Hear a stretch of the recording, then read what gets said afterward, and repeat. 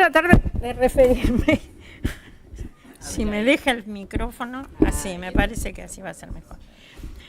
Voy a tratar de referirme a algunas cuestiones que tienen que ver con la toma de decisiones respecto de cuáles son las escalas de calificación y la gran importancia que este tema tiene, aun cuando es solamente un aspecto parcial,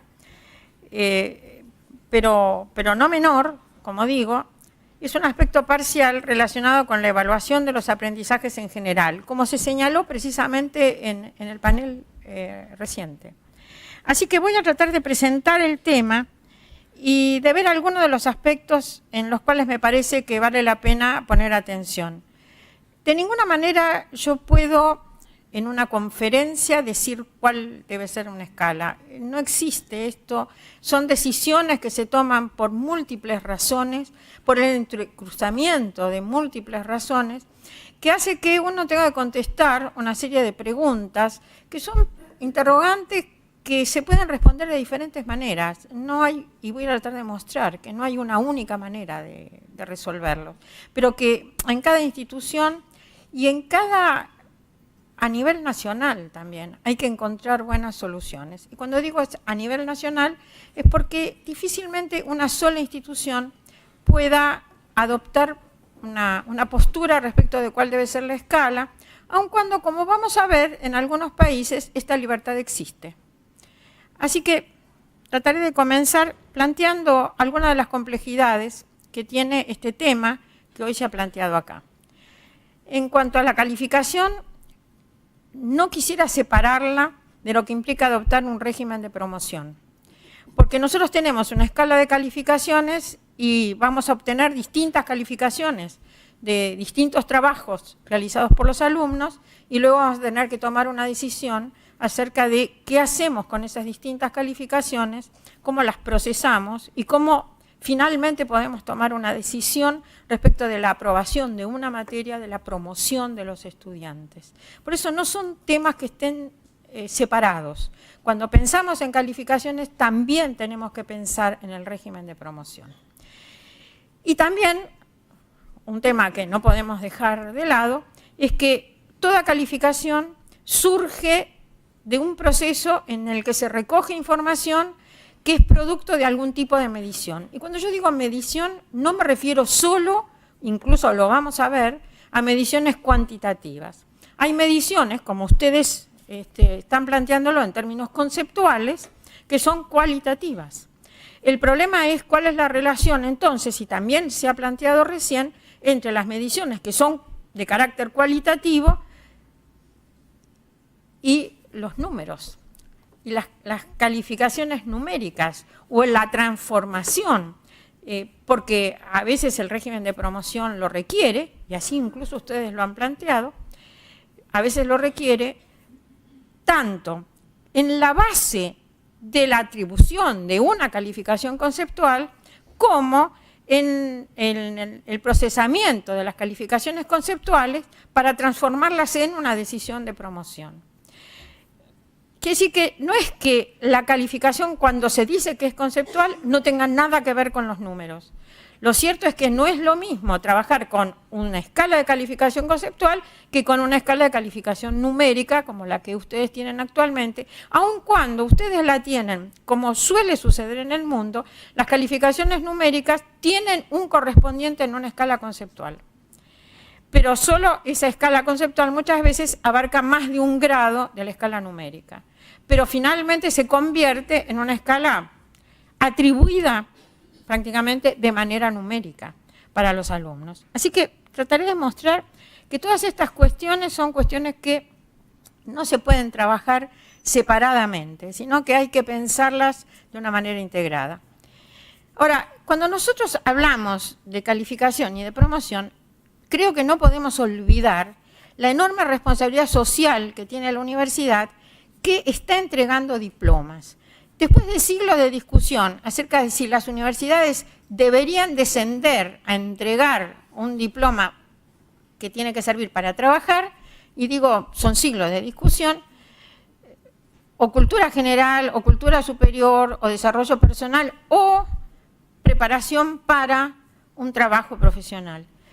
Hoy las universidades del mundo están entregando diplomas profesionales. Nosotros tenemos esa misión y es una misión de absoluta responsabilidad. Por lo tanto, cuando entregamos un diploma, nosotros estamos dando una garantía de que la calidad del trabajo en la producción de bienes o servicios por parte de nuestros graduados va a ser la que corresponde, esta que la sociedad espera de las universidades. Por lo tanto, la decisión de aprobar o desaprobar, la decisión de graduar a un estudiante o no, es una decisión muy fuerte para las universidades y todo lo que contribuya a garantizar que el estudiante realmente posee las tenemos que llamar, conocimientos, habilidades, competencias, como las querramos llamar, efectivamente nosotros estamos en condiciones de decir que es una garantía el diploma universitario. Por lo tanto, digo, tiene que resolverse adecuadamente los problemas de responsabilidad. Ante todos, ante los estudiantes tomados individualmente, ante la sociedad en general, para nosotros es una carga absolutamente indispensable que tenga la mejor solución posible. No estamos hablando entonces de cualquier cosa, estamos hablando de decisiones que tienen una importancia absolutamente fundamental en la vida de las personas y en la vida de la sociedad. Por lo tanto, veamos qué pasa con esta escala de calificaciones que ahora estamos discutiendo. En primer lugar, hay que saber que tiene una gran importancia porque influye sobre el aprendizaje de los alumnos. No es que el alumno estudia y es ajeno a la existencia de una escala de calificaciones.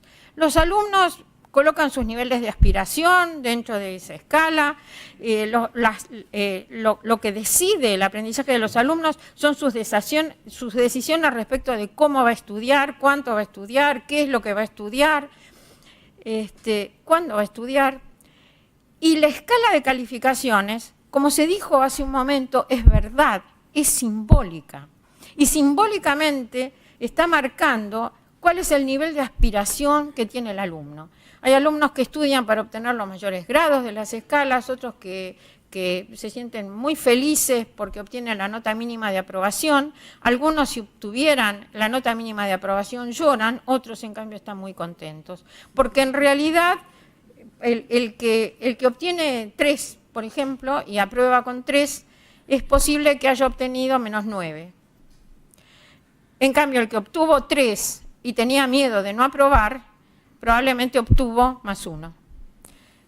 El +1 es un éxito, el -9 es un fracaso. Entonces, el fracaso y el éxito para los estudiantes representan situaciones en donde hay un componente objetivo, que es la nota, y un componente subjetivo, que es la relación entre esa calificación y su nivel de aspiración. Así que las escalas de calificaciones son sumamente importantes, quiero decir que son decisivas, y que en buena medida las calificaciones simbolizan ese punto, esa meta que se ha puesto el estudiante cuando está procurando realizar un aprendizaje. Por lo tanto, la escala es importante. No estamos discutiendo poco, estamos discutiendo algo acerca de las decisiones que toman los estudiantes respecto de qué van a aprender, qué esfuerzo van a hacer para aprender, y si vale la pena que hagan ese esfuerzo o son incapaces de aprender, porque ante los fracasos reiterados, los estudiantes bajan sus niveles de aspiración, no se ponen en juego y por lo tanto no asumen los riesgos y en muchos casos se van o bajan sus niveles de aspiración tanto que finalmente su aprendizaje es de baja calidad. El empleo de una escala de calificaciones, digo, también implica decisiones éticas. Por supuesto, hay decisiones éticas del propio estudiante, que tiene que ver con las posibilidades de, digamos, en los casos más extremos, incluso de fraude, de copia o ese tipo de cosas, pero también decisiones éticas por parte de los profesores. ¿De qué manera se usan las calificaciones? Esto, bueno, viene siendo estudiado desde hace unos 100 años de investigación empírica sobre el uso que hacen los profesores de las escalas de calificaciones, que demuestran que hay un alto grado de subjetividad, que, como se ha dicho también recién, la variabilidad en la interpretación de cada uno de los grados de la escala y la atribución de los grados de la escala por parte de los profesores es enormemente variable, y esa variabilidad, a pesar de que está siendo estudiada en cada una de las variables que influyen en la asignación de las calificaciones, hoy son mucho más conocidas que en otras épocas. Sin embargo, lo que se ha comprobado es que la variabilidad no ha disminuido en estos 100 años, sino que al contrario ha aumentado. La variabilidad entre las calificaciones que ponen a un mismo trabajo, por ejemplo, distintos profesores, y la variabilidad de las calificaciones que un mismo profesor en distintos momentos coloca a un mismo trabajo. Por lo tanto, estamos hablando de un tema que es un tema difícil de resolver, que seguramente no tiene una única solución, porque es el producto finalmente de un conjunto muy complejo de factores que influyen sobre el estudiante, sobre el docente, al momento de trabajar las calificaciones y de interpretarlas.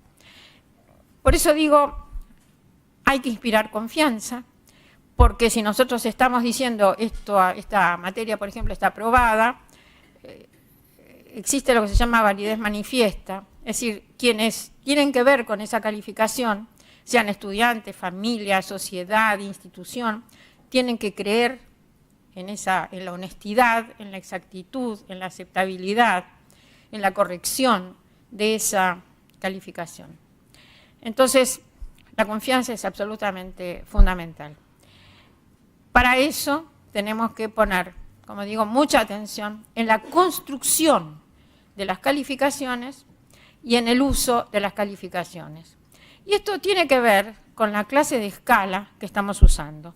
Los docentes y los estudiantes, toman decisiones sobre la base de esas escalas de calificaciones, y para ellos, efectivamente, como también se dijo recién, ellos tienen que entenderlas, todos tienen que entender, tienen que comprender qué es lo que significa cada una de esas calificaciones. Los estudiantes deciden, toman decisiones.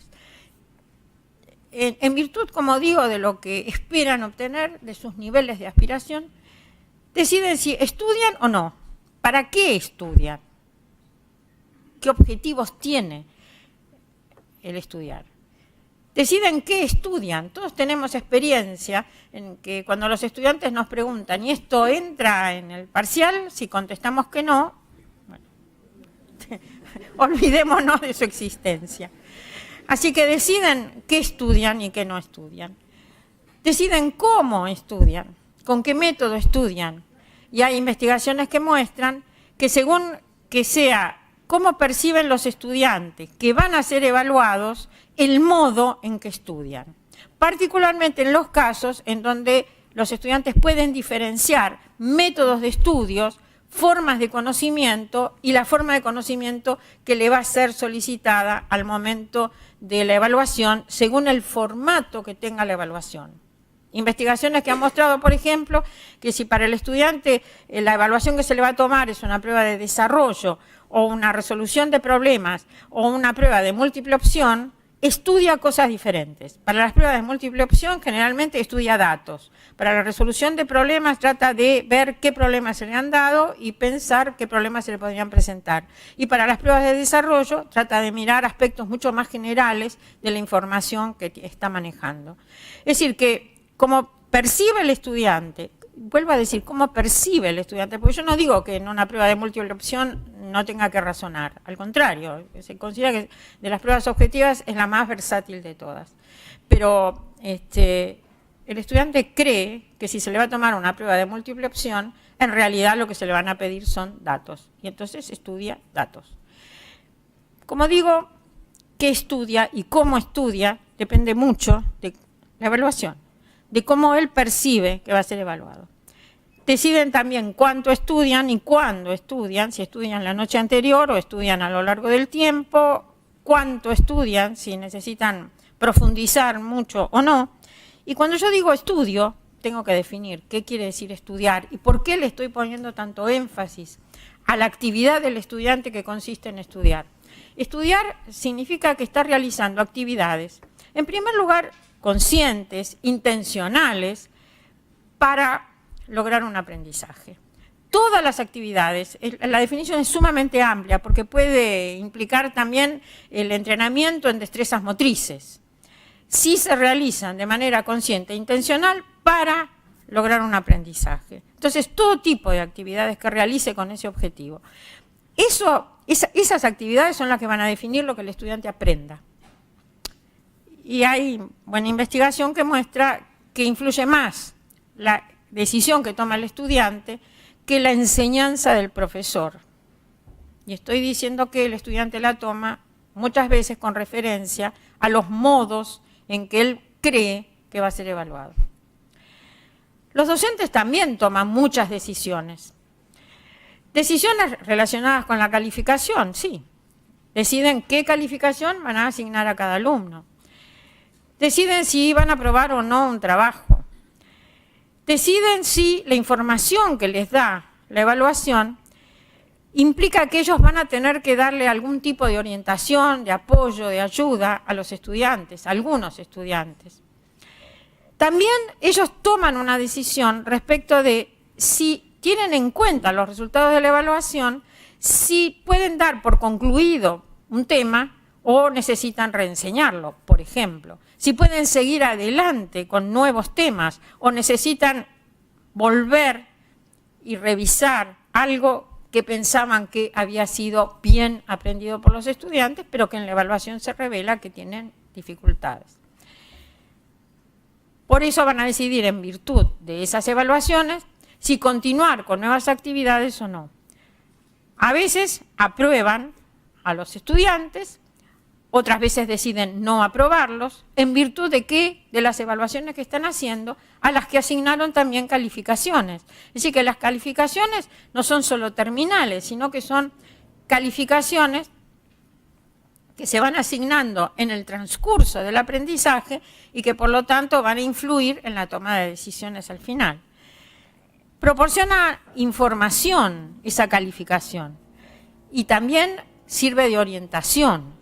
Y es importante lo que estoy diciendo, porque cuando nosotros tenemos calificaciones que consisten en un concepto como muy bueno, una letra que podría ser, por ejemplo, B, o tenemos informaciones más ricas respecto de qué era lo que estaba bien, qué es lo que está mal y debería ser corregido, si están dándose otras informaciones adicionales, no es lo misma la interpretación, la información que está recibiendo el estudiante respecto de qué es lo que se espera que él haga en los pasos siguientes.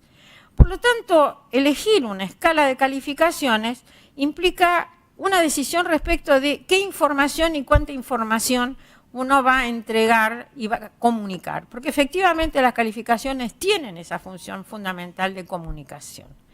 Entonces estamos diciendo que si nuestro objetivo como docentes, y no puede ser otro, es siempre orientar y ayudar a los estudiantes para que realicen buenos aprendizajes, la calificación es una clase de información que estamos entregando. Y entonces ahí es donde nos tenemos que preocupar, porque no es solo una etiqueta, porque uno puede pensar en las calificaciones como etiquetando a los alumnos, categorizando a los alumnos, categorizando a los alumnos o a sus trabajos y a sus aprendizajes, que no es lo mismo, porque no es lo mismo decir este alumno es 8 que este trabajo merece 8. Nosotros como docentes no categorizamos a las personas, nosotros estamos categorizando trabajos, estamos calificando trabajos. Un estudiante no es un estudiante de 8, es un trabajo que obtuvo 8 en una ocasión, pero que puede ser mejorado y pasar a 9, 10, 11 o 12, porque los estudiantes siempre tienen posibilidades de mejorar su aprendizaje y de lograr mejores resultados. Entonces, ojo, no podemos estereotipar a los alumnos, que es uno de los graves riesgos de las calificaciones, y esto está también bien estudiado, sino que nosotros estamos calificando trabajos, y esto tiene que quedar absolutamente claro en todas las ocasiones. Nos podemos preguntar entonces, ¿qué factores se tienen que tener en cuenta en la evaluación de los aprendizajes? Y acá es donde hay controversias y hay decisiones diferentes. Porque cuando yo defino cada uno de los niveles de calificación, tengo que ver en qué voy a poner atención. Como digo, puedo poner atención solo en la calidad del trabajo, el desempeño del alumno. Pero también podría tratar de interpretar a través de esto si el alumno tiene talento, capacidad, aptitud. Para algunos, bueno, hay toda una discusión respecto de si hace falta pensar el talento como algo fijo o es algo dinámico y que cambia. Yo me inclino por esto segundo. Todos tienen oportunidades de mejorar. Por lo tanto, las calificaciones nunca son definitivas, sino que al contrario, tendríamos que ver de qué manera podemos ir progresando en el proceso de llegar a una calificación. La calificación no sería como la atribución de una calidad definitiva de entrada, sino un paso en un proceso en el cual el alumno tendría oportunidad de ir mejorando sus resultados. En muchos casos influye sobre las calificaciones el cumplimiento de las reglas y consignas que hace el alumno. Por lo tanto, no es solo la calidad del trabajo presentado, sino que a veces influye mucho, por ejemplo, en algunos casos, cumplió la fecha de entrega del trabajo o no respondió totalmente a la consigna. Bueno, tenemos que ver si en la definición de la calificación, si nosotros decimos excelente, ¿qué vamos a decir? Que la calidad del trabajo tiene tales características y que ha cumplido con todas las consignas. ¿Vamos a incluir esto o no lo vamos a incluir? La actitud ante la tarea. En muchos casos, el estudiante tiene un gran compromiso con la tarea y hace un gran esfuerzo. Y a veces el esfuerzo también es calificado. ¿Tiene que entrar esa calificación o no en la definición de la calificación justamente? El hecho de que el estudiante puede tener dificultades, pero hace un esfuerzo y ha mejorado en relación con su estado anterior. Esto es lo que suele llamarse evaluación ipsativa. El estudiante comparado consigo mismo. ¿Está mejorando? ¿Está empeorando? Antes tenía más dificultades, ahora las solucionó. Vamos a colocarlo también en la definición de la calificación. La apariencia del estudiante. Bueno, en algunos casos conozco algunas facultades en donde los estudiantes se compran un traje para rendir examen, que nunca van a usar si no es en el examen. Es decir, el rito de las evaluaciones tiene formas externas también, no solamente la calidad del trabajo.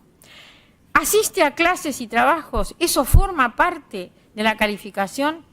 Miren, ustedes me pueden decir que uno en la calificación excelente no va a poner, tiene un 100% de asistencia a las clases, pero el porcentaje de asistencias es una condición para que sea aprobado. Por lo tanto, a veces el sistema de calificación no puede ser visto exclusivamente en términos de qué escala se está usando, sino también cuáles son las reglamentaciones generales de la universidad que están apoyando las decisiones respecto de si el alumno está en condiciones regulares o no está en condiciones de regularidad.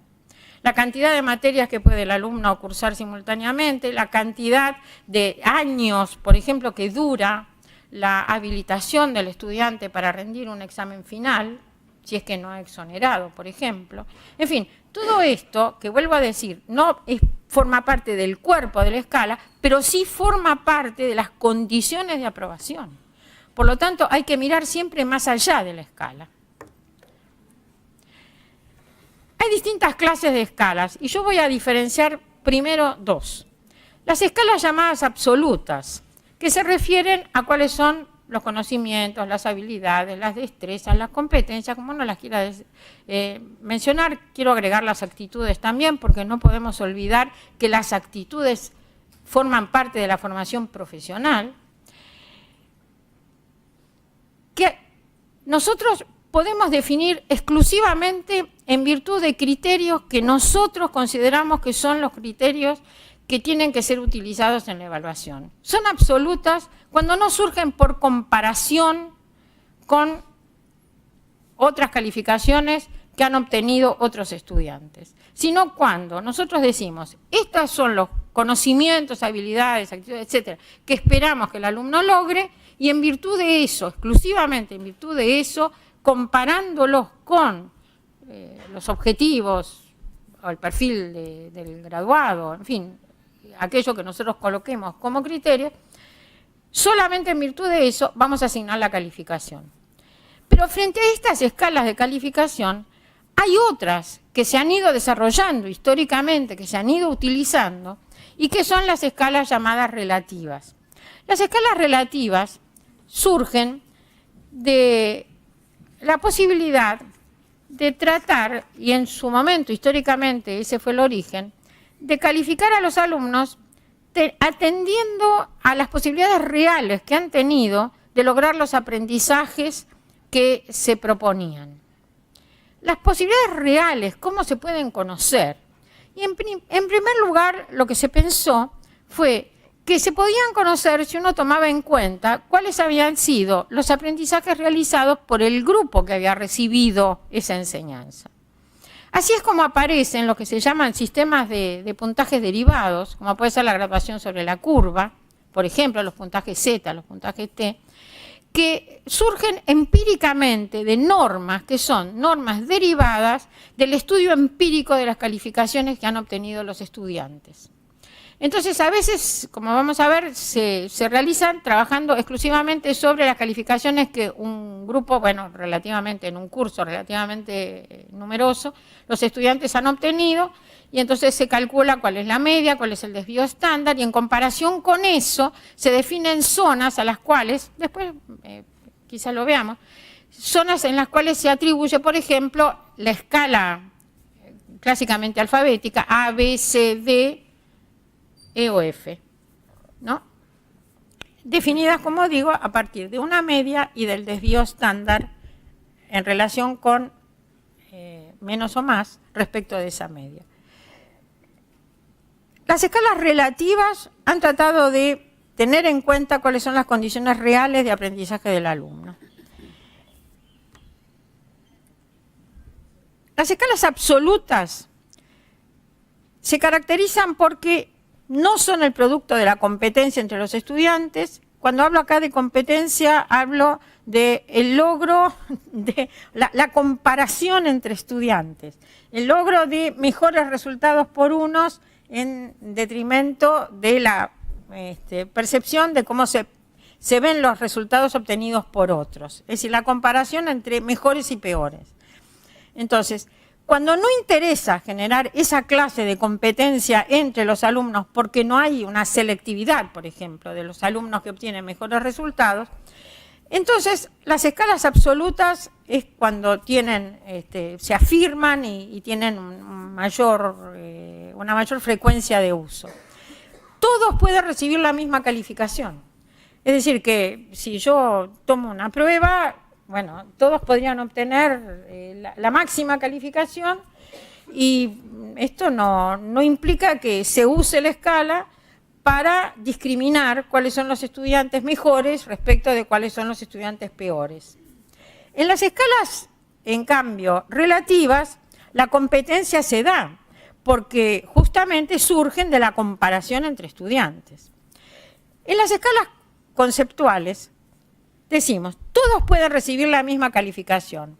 ¿También pueden promover todos los estudiantes? Sí, porque si todos los estudiantes han logrado los niveles mínimos de aprobación necesaria, ya está, aprobaron. Es motivadora, porque si el estudiante pretende obtener buenos resultados, el estudiante que se considera capaz de obtenerlos va a querer que esas calificaciones que él recibe den cuenta de su muy buen desempeño. El estudiante espera en las escalas absolutas que se le dé algún tipo de información respecto de cuál ha sido el nivel de su desempeño. Por lo tanto, las escalas absolutas lo que necesita es que estén muy claramente definidos los distintos niveles de desempeño, porque esa es la información que va a recibir el estudiante. En las relativas, en cambio, la devolución que recibe el estudiante es que es mejor o peor que otros, porque la información que recibe es comparativa. Por eso digo que es el FB es el feedback, la retroalimentación, la devolución que recibe el alumno a través de la calificación es pobre, porque lo único que va a recibir es una comparación con otros, que va a derivar de quiénes son los otros. Porque si yo en este curso tengo un alto desempeño, un estudiante, por ejemplo, con un desempeño medio, a lo mejor no es aprobado, pero en este curso, si tiene un bajo desempeño, perdonen, ¿no? Si tiene un bajo desempeño, ese estudiante puede recibir una nota alta aún con el mismo tipo de trabajo que acá, en este grupo, fue desaprobado. Por eso, la información que surge de las calificaciones que son relativas, de los llamados puntajes derivados, es bastante pobre, ¿no?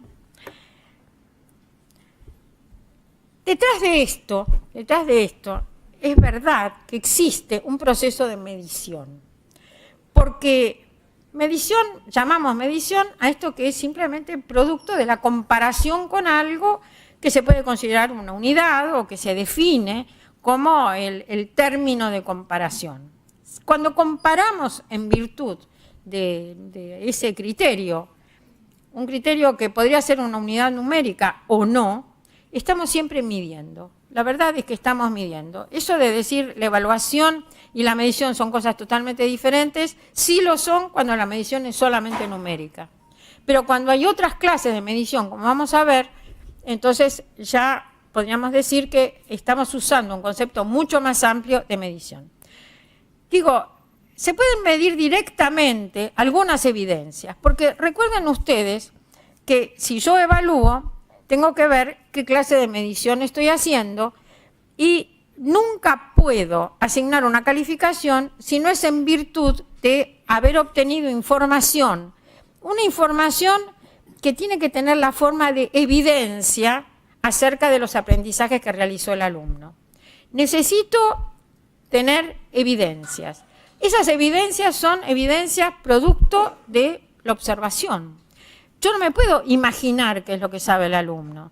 Yo necesito tener algún indicador. El problema justamente es cuáles son los indicadores que voy a tomar y que voy a considerar que sirven de evidencia de lo que sabe el alumno. Esta es la pregunta. ¿Qué indicadores voy a tomar que me permitan inferir cuál es el aprendizaje que ha realizado el alumno? Mediciones directas en evaluación existen algunas, pero no muchas. Muchas son indirectas. Nosotros vemos que el alumno responde algo en una prueba, que nosotros vemos que resuelve algún problema, lo cual nos hace sospechar que sería capaz de resolver una cierta cantidad variada de problemas variados, de problemas nuevos.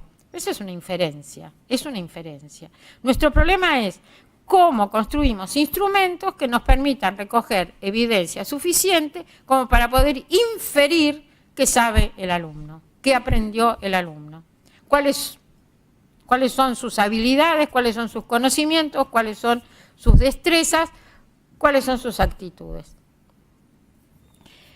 La evidencia, en realidad, que obtenemos siempre es parcial, porque nosotros no podemos nunca, si pretendemos que el alumno sepa muchísimo, nunca podemos lograr evidencia de la totalidad de los conocimientos que posee el alumno.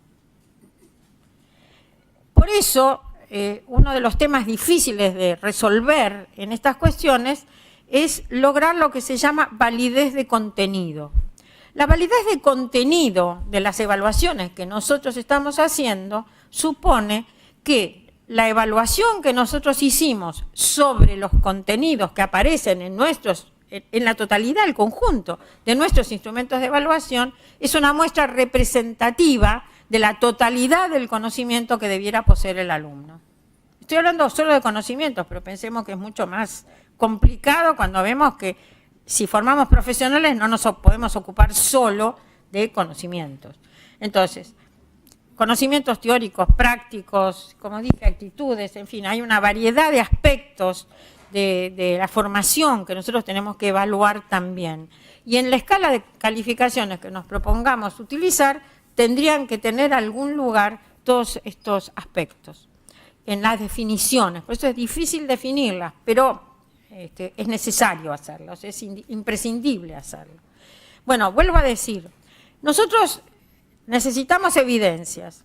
Las evidencias nunca van a ser, nunca van a cubrir absolutamente todo, pero sí tienen que ser representativas del todo. A eso llamamos validez de contenido, porque cuando nosotros aprobamos una materia a partir de haber tomado, por ejemplo, 3 exámenes, cuando miramos qué contenidos han sido cubiertos por esos exámenes, tendríamos que decir qué nos permite decir, afirmar que el alumno maneja toda la materia. ¿Entienden? Así que ese es uno de los temas. Y uno de los temas más difíciles de resolver en la evaluación. Se miden directamente solamente algunos de los aspectos del aprendizaje que tiene que haber realizado el alumno. Y se miden indirectamente muchos otros procesos. Por ejemplo, si él responde algo en una prueba de evaluación, nosotros suponemos que comprende, lo comprende, estamos seguros de que comprende esto o simplemente es una respuesta memorística, de repetición de algo que a veces semi-comprende y otras veces no comprende. Procesos de transformación y construcción de significados, procesos de motivación y cognición, de evocación, a lo mejor se evoca memorísticamente, como dije, de imaginación y de razonamiento. Nosotros tenemos que inferir que el alumno está pensando, que está creando, y eso lo podemos inferir solo si él dice algo, si escribe algo, si produce algo, si realiza algún tipo de acción. Es decir, nosotros necesitamos una base de observación, pero sabemos que tenemos que trascender esa base de información para inferir cuáles son los procesos mentales que el alumno está realizando. Eso es la base del problema de la evaluación de los aprendizajes. En la medición de los aprendizajes, muchas veces se utiliza esto, que es el llamado modelo del iceberg. En el modelo del iceberg nosotros vemos que hay una parte que puede ser sí conocida por otros, que son estas evidencias que uno logra recoger si ha utilizado adecuadamente instrumentos de evaluación. Si los instrumentos nos permiten obtener evidencias en donde el alumno, como digo, escribe, produce, habla, pregunta. En ese caso nosotros tenemos evidencias, pero la parte inferior del iceberg, no sé si se alcanza a ver, ¿sí? La parte inferior del iceberg es mucho más grande que la parte visible. Y esto hace que, lo mismo pasa con cualquier tipo de competencia, nosotros podemos ver que alguien hace algo y decimos posee competencia para eso, pero la parte no visible de la competencia es mucho más grande y mucho más importante y está allí para aparecer en las situaciones en que haga falta. Y cuando hacemos evaluación de los aprendizajes, tenemos que pensar que lo que no vemos, lo que no observamos, es mucho más grande y en realidad es más importante que lo que sí observamos. En las escalas de calificación, como digo, trabajamos sobre la base de evidencias. Y que decimos que, por lo tanto, esas evidencias no son totales, no recogen la integralidad, es más lo que no podemos ver que lo que podemos ver, y por lo tanto tenemos que inferir. El cuidado que necesitamos tener es que a través de los instrumentos de evaluación que utilicemos, sí podamos llegar a inferir, porque la calificación va a tener que ver con la inferencia y no solamente con la evidencia. Y por eso es que en esos procesos en donde la evidencia se transforma en una inferencia que conduce a la calificación, es por eso que los criterios de calificación que utilizan diferentes profesores son distintos. Porque ahí hay un mediador, que es la interpretación de las evidencias.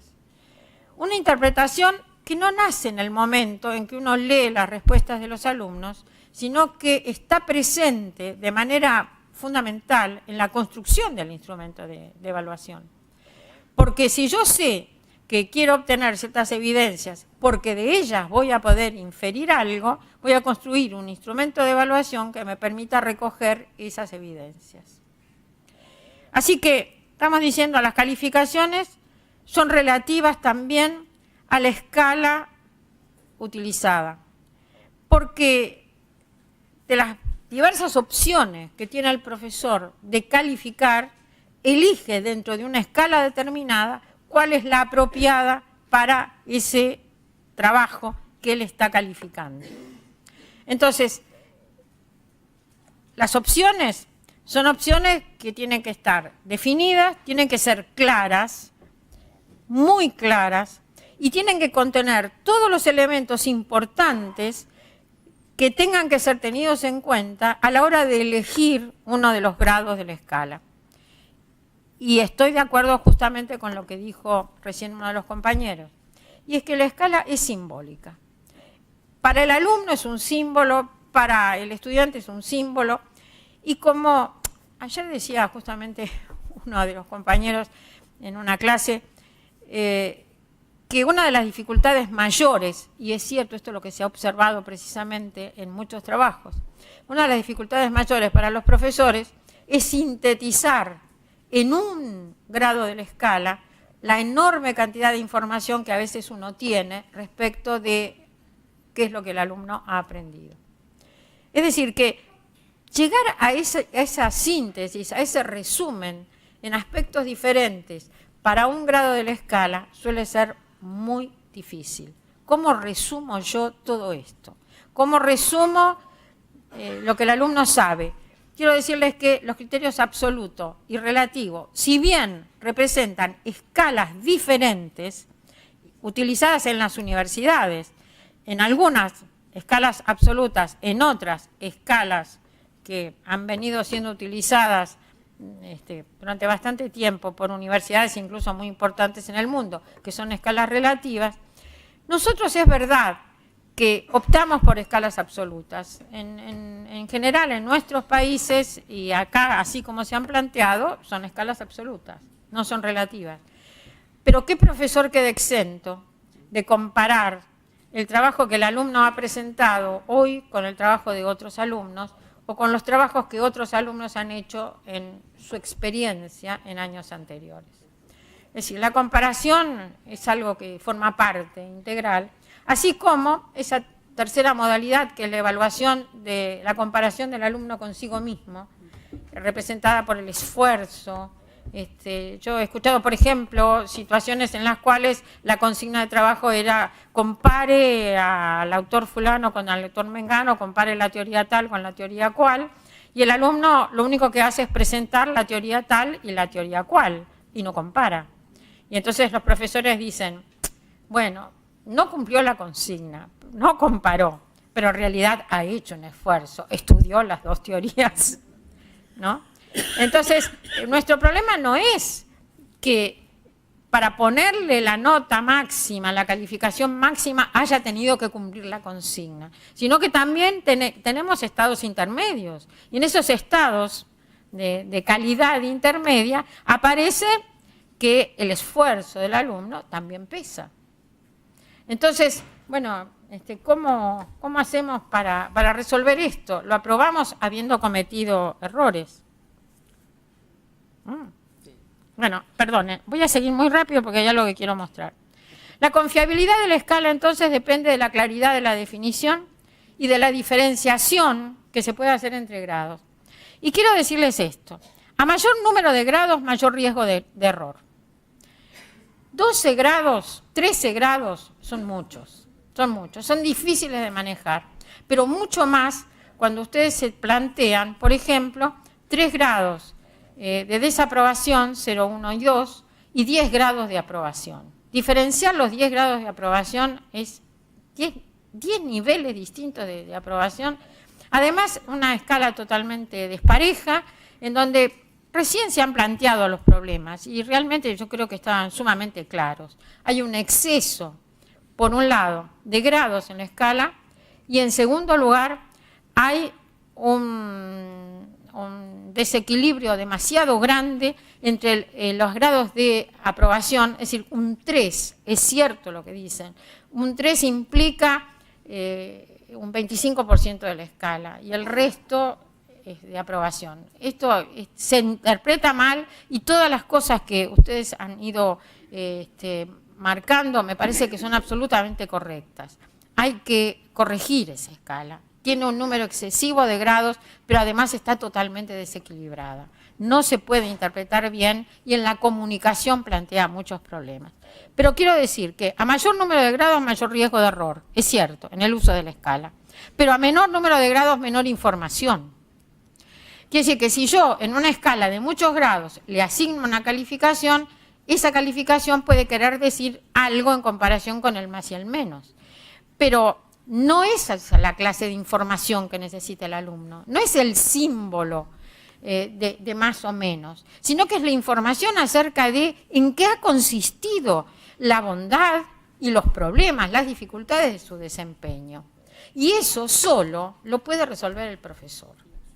Entonces, tenemos que dar una definición clara en una escala que no tenga un exceso de grados, pero al mismo tiempo tenemos que pensar siempre que la calificación de la escala de calificación no es suficiente información para el alumno. No es suficiente información. El alumno necesita recibir otra clase de información. En este sentido, el concepto estrella hoy de la evaluación es la evaluación formativa. Y básicamente la evaluación formativa no es algo que se califique.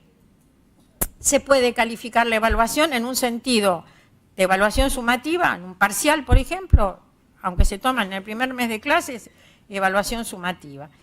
Pero nosotros la podemos transformar también en un aporte formativo, de evaluación formativa para el estudiante, si le damos buena información acerca de cuáles han sido sus logros, todos han tenido algún logro, y sus mayores dificultades, sus mayores problemas. Ojo, no marcando todos los errores que cometió, sino solamente los más importantes, trabajando solo con 3 o 4 que resulten importantes. La evaluación formativa tiene que estar bien manejada.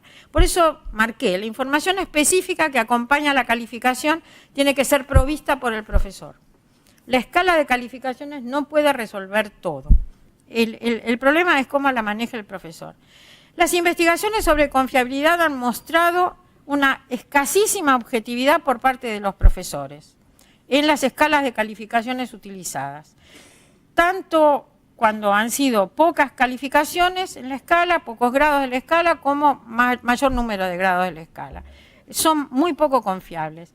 Los criterios de confiabilidad formal, cuando se logran, es a través de la estandarización de las pruebas, pero resulta que la estandarización implica un procesamiento que no corresponde que se haga, a mi juicio, en los estudios de cada una de las materias.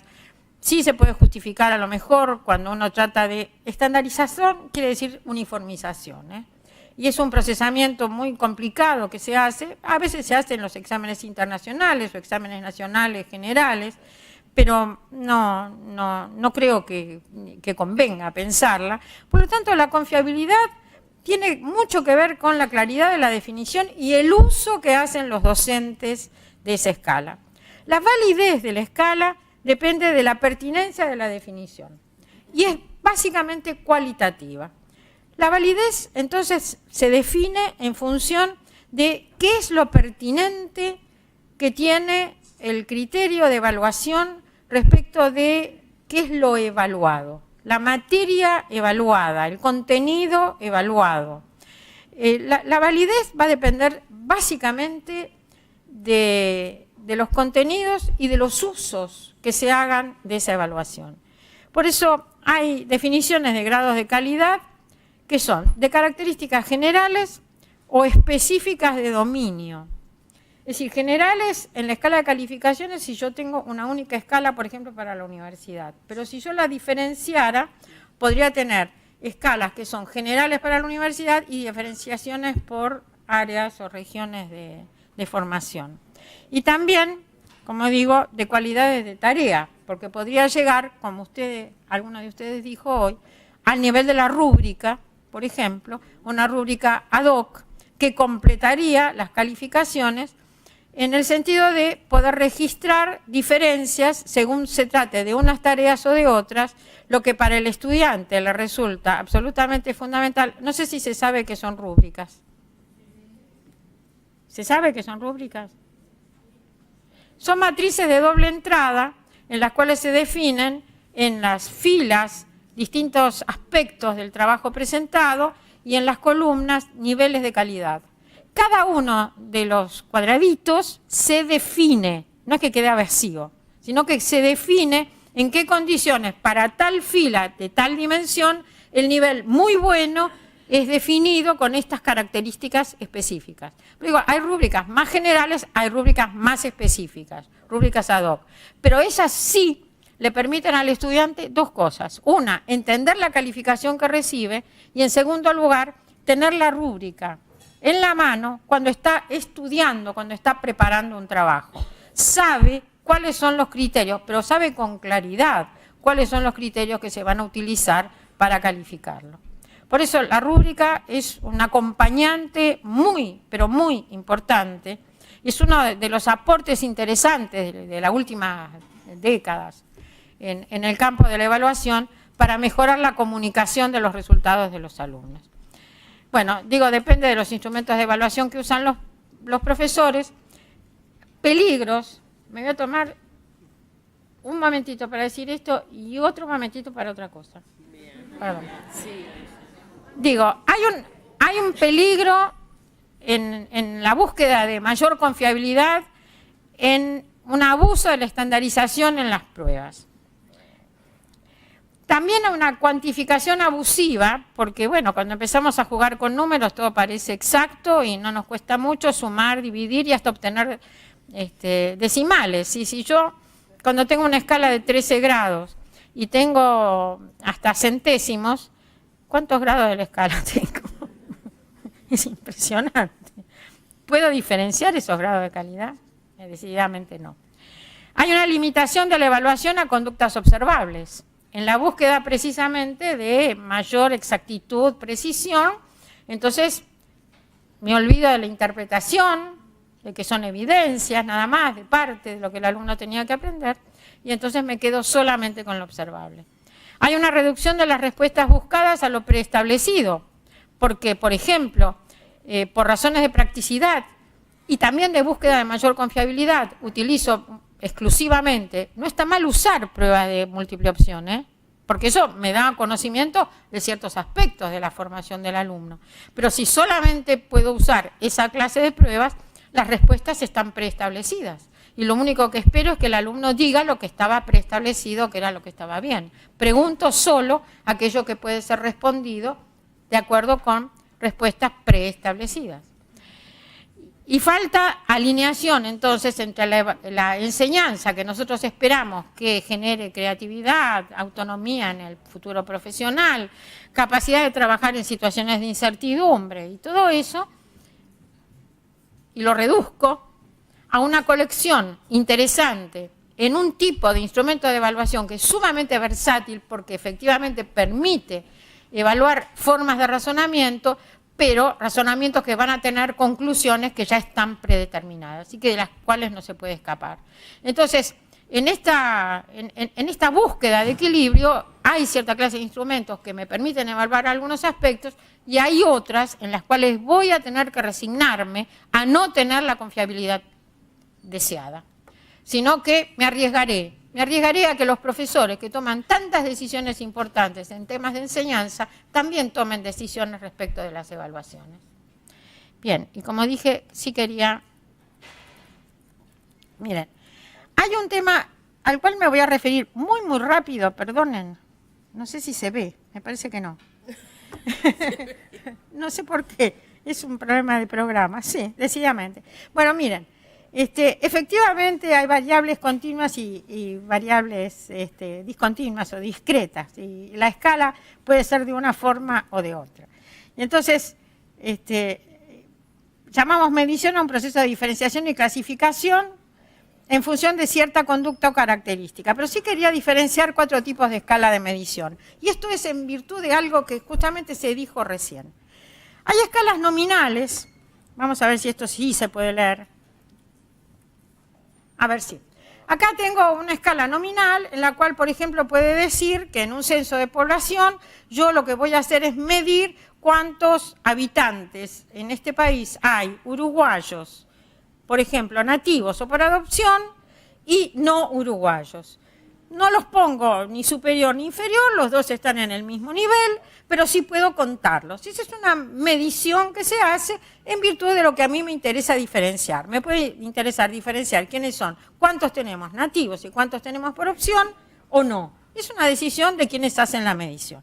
Otra clase de medición, en este caso las categorías son necesariamente excluyentes.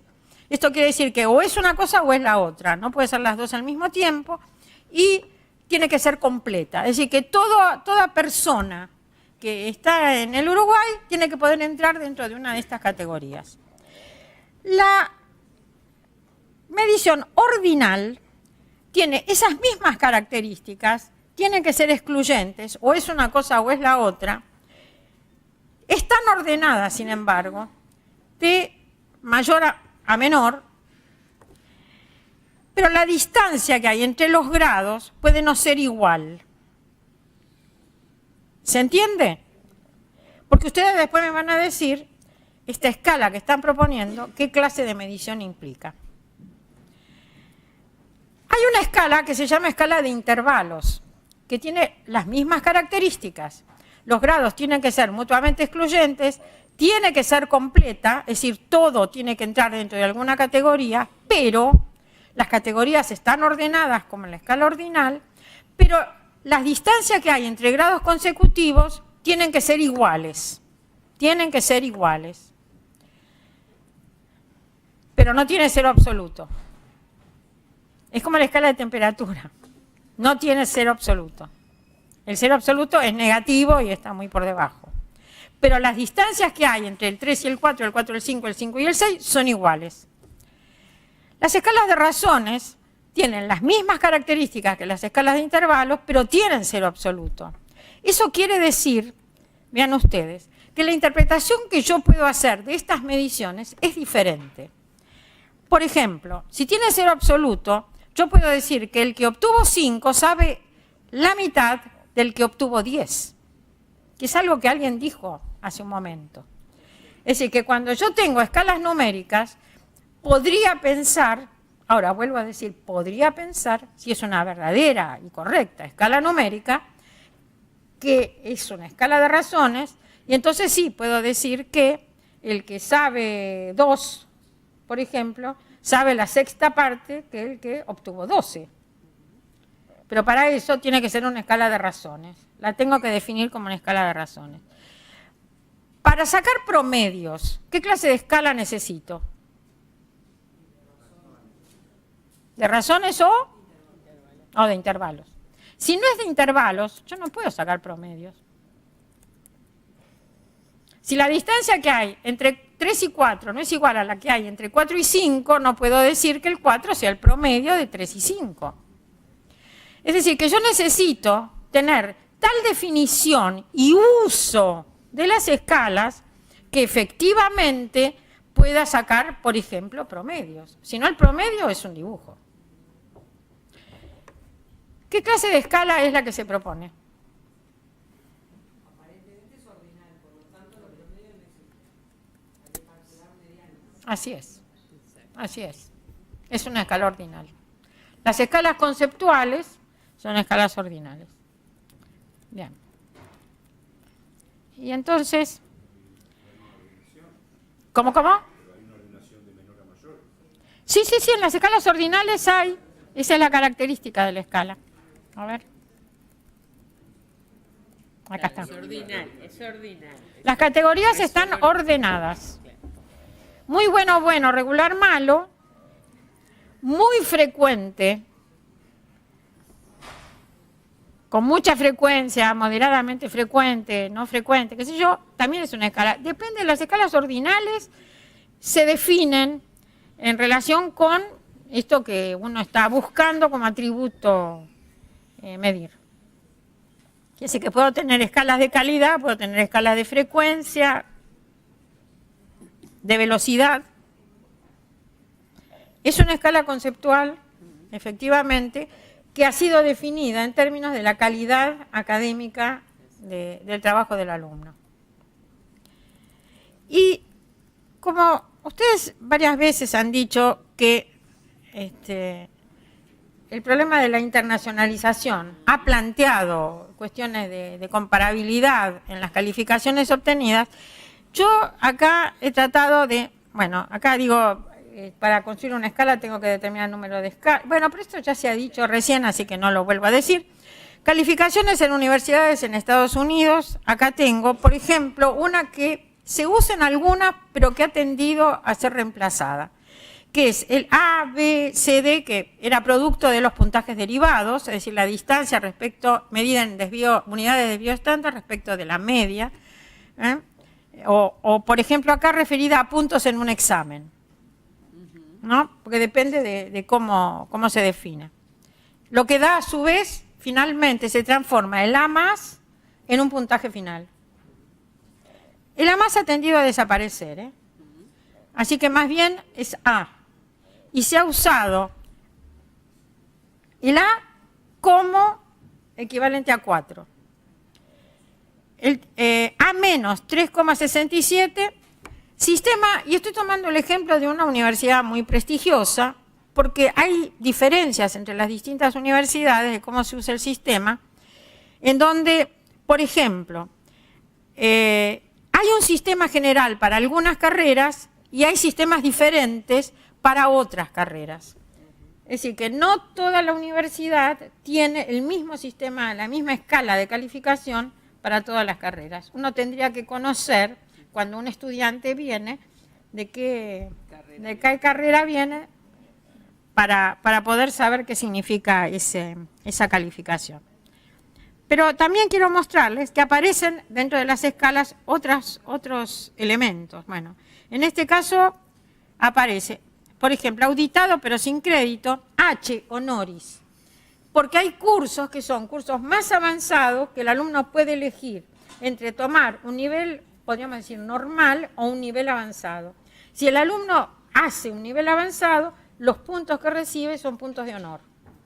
Pero como vamos a ver, en realidad lo que más pesa en Estados Unidos es el GPA, que es un promedio general que, quiero decirles que hace poco le preguntaba justamente a un estudiante cómo se obtenía el GPA, porque todos saben cuál es su GPA. Entonces dicen, mi GPA es el 3.6 o el 3.7, que el 3.7 le va a permitir entrar a, por ejemplo, una escuela profesional, una escuela de grado, de posgrado, mejor dicho en este caso, mejor. Digamos que empiezan con unas letras, pero terminan con unos decimales. ¿Cómo se obtiene el GPA? Y me dijo, mi GPA es tal, pero yo no sé cómo se obtiene.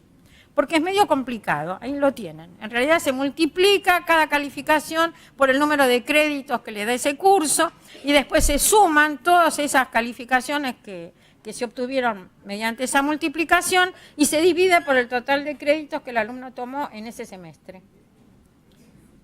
Es decir, es bastante complicado, ¿no? Pero en realidad ese es el que pesa. Si vamos a Estados Unidos, uno tendría que preguntar, ¿y cuál es tu GPA? En universidades alemanas tenemos una calificación numérica acompañada de una calificación conceptual. Son 6 grados en donde, y yo creo que esto me parece que es una idea que hay que tomar. Para mí el insuficiente, así, que no diferencia entre el alumno que casi estaba bien, pero no estaba bien, del alumno que estaba mal. Y yo creo que hay que tener 2 grados de desaprobación. Ellos lo hacen con una escala de 6. Podría ser en una escala de 5, con 3 grados para la aprobación y 2 para la desaprobación. Pero no es lo mismo estar mal que estar casi bien. Y yo creo que el alumno, eso es algo que tiene que recibir. Tiene que recibir como información. Te faltó poco, un esfuerzo más. Y lo otro está mal. No, creo que son diferencias. Bueno, acá tenemos muy bien, bien, satisfactorio, suficiente, y me gusta más suficiente o aprobado que aceptable. Aceptable, nosotros en el lenguaje corriente decimos aceptable como más o menos. Sí, irregular, bueno, hay que mirarlo. Muy bien, bien, satisfactorio, suficiente, deficiente, insuficiente. Bueno, yo buscaría... No nos gusta el déficit. No, bueno, por eso, busquen algo. Ahora vamos a ver, porque yo traje otros. La escala en Francia, ustedes saben que en Francia la escala es con 20 grados, y entonces de 16 a 20 ellos lo transforman en muy bien, de 14 a 15, 9 bien, 12, 13, 9 satisfactorio, bastante bien, hace bien. 10, 11, 9 correcto, ellos lo llaman en francés pasable, horrible.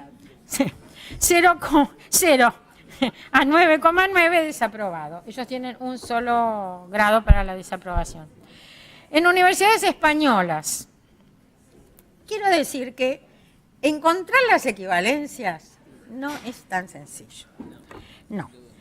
De 9 a 10, sobresaliente. 7 a 8,9, notable. Bueno. Aprobado y suspenso. Desaprobado. Pero 10 con mención, que implica matrícula de honor, es para un número de estudiantes que puedan recibir esa calificación que está limitado usualmente a menos del 5%, es decir, no hay más de un 5% de estudiantes que en una evaluación puedan obtener el 10. Es decir, que se le pone un cupo a la calificación superior. Eso es confundir lo que los franceses llaman exámenes por un lado y concursos por el otro. Porque acá se concursa el 10. Pero los exámenes, nosotros decimos, los exámenes los pueden aprobar todos, y todos podrían aprobar, sí, todos pueden aprobar, y todos pueden sacar 10. Bien. Sigo. En Suecia. En Suecia tienen 3. Aprobado con mención, aprobado o desaprobado. Se acabaron las clasificaciones. No hay discusión. No hay discusión. Voll Godkont o Underkont. Acabó. En el sistema europeo de transferencia de créditos existe el A4, A más 3, sobresaliente, A2, notable, 8, 1, aprobado, COD, y en suspenso, FX o F. Que sería el desaprobado. Hay un grado para la desaprobación. Sigo. Japonés. Bueno. Shu, ryo, ka, nin. Y lo peor. Fuka. Fuka está mal. Excelente, muy bien, bien. Promedio aprobado, aprobado, inaceptable o desaprobado, ¿no? En Brasil hay una gran cantidad de sistemas de calificación porque en realidad cada universidad puede darse su propio sistema de calificación. Entonces, el más usado es puntaje por sistema de calificación porcentual. Hay un rango de 0 a 100%. El puntaje también existe de 0 a 10, 0 a la más baja. Puntaje por intervalos y que generalmente utiliza letras. Australia. En Australia tenemos, sí, alta distinción, distinción, crédito, aprobado. Es decir, aprobado en un examen suplementario que se diferencia si aprobó de entrada, etcétera. Lo que quiero mostrarles es que encontrar una equivalencia es muy difícil. Y que ese no es el problema. A mi juicio, siempre hay algún sistema de interpretación de las calificaciones y en general los países han ido reconociendo. Es cierto que se ha tratado de reducir el número y es cierto que ha tratado de unificarse, homogeneizarse, bajándolo, por ejemplo, a 5. 5, 6, si es que uno quisiera agregar, como vimos que se agregaba la diferencia entre muy mal y está bastante bien, pero todavía no alcanza. podría llegar a ser 6. Y si no, 2 de desaprobación y 3 de aprobación. Pero les quiero decir que el problema está sobre todo en el uso. En el uso. Y sí, se va convirtiendo, el uso se va construyendo con el tiempo, se transforma en una nueva tradición. Me parece que el problema no es el problema de transferencia de un sistema de registro de calificaciones, porque en última instancia, cuando cambiamos los planes de estudios, también esto representa un cambio en los sistemas y estamos acostumbrados a que los tenemos que hacer.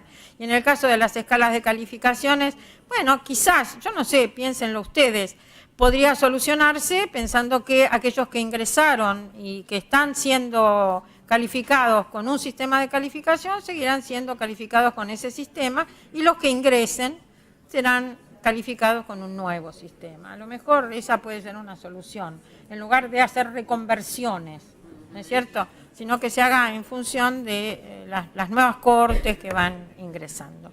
Y entonces me quedo acá porque me pasé de tiempo. Muy bien, excelente.